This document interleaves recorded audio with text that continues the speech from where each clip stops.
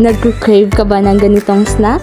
Kaya samahan mo ako ngayon dahil ituturo ko sa inyo kung paano gumawa at ano ang mga proseso ng paggawa ng Waffle Delight.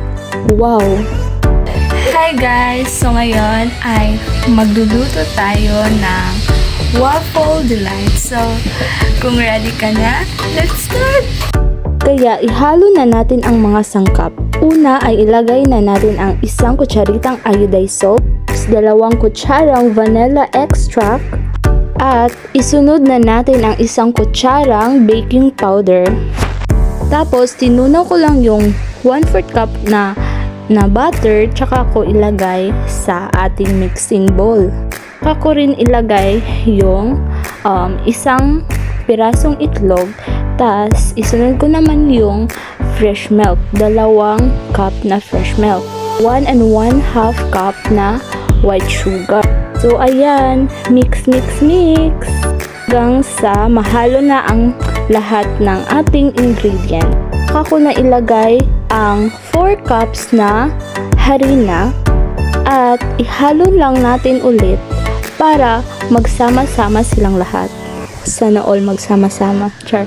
Tapos, lagyan na natin ng 2 cup ng tubig para makuha na natin ang resulta ng ating lulutuin. At paalala, huwag madaliin ang paghalo nito upang makuha talaga natin ang magandang resulta. Ayan, malapit na nating makuha ang tamang resulta ng ating niluto. Kaya, pwede na natin itong lutuin. Pwede na natin itong diretsuhin na isa lang sa ating pan kasi ang nilagay natin ay yung baking powder. At tutubo na yan siya agad. Lagyan ko lang pala ang pan na butter para hindi manikit mamaya pag naluto na ang ating waffle. At lagyan lang natin ng 1 cup ang pan. Huwag ito masyadong i-overcook. At mag-antay tayo ng 2 to 3 minutes para maluto ito. Ayan na, naluto na ang ating waffle. Wow, ang sarap! Tapos, nilagyan ko lang ng Nutella para mas masarap talaga siya. O kahit anong gusto nyong i-toppings nito. So, naluto na siya guys, kaya tikman na natin.